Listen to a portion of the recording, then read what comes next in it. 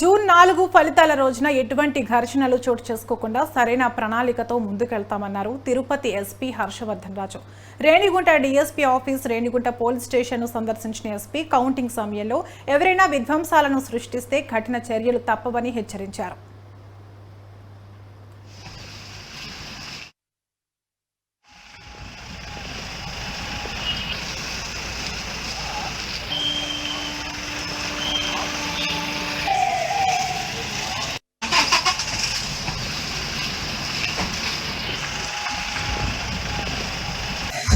మనకి లోపల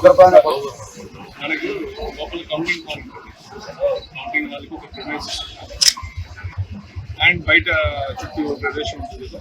మన మొదటి అంచె భద్రత ఏంటంటే కౌంటింగ్ హాల్ ఏదైతే ఉంటుందో ఆ కౌంటింగ్ హాల్ ఉన్న స్ట్రాంగ్ రూమ్స్, దానికి సంబంధించిన కూడా ఫస్ట్ టియర్ అంటే లోపల ఉన్న భద్రత.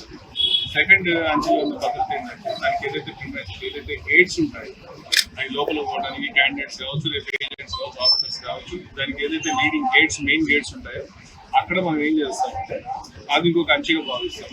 ఇక బయట చుట్టూ ఉన్నదంతా కూడా థర్డ్ టియర్.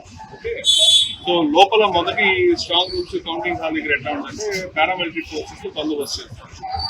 ఈ రెండవది దాంట్లో గేట్స్ దగ్గర ఏంటంటే మా ఏఆర్ స్టాఫ్ ఎవరైతే ఉంటారో మా AR staff plus local police కలిపి ప్రధానమంత్రి ఏఆర్ స్టాఫ్ బందోబస్తు. ఇంకా బయట అంతా కూడా లోకల్ పోలీసు, పెట్రోలింగ్ కానీ, చెక్ పోస్ట్ కానీ, కట్ ఆఫ్ కానీ ఇవన్నీ పెట్టుకొని భద్రత ఏర్పాటు చేయడం జరుగుతుంది.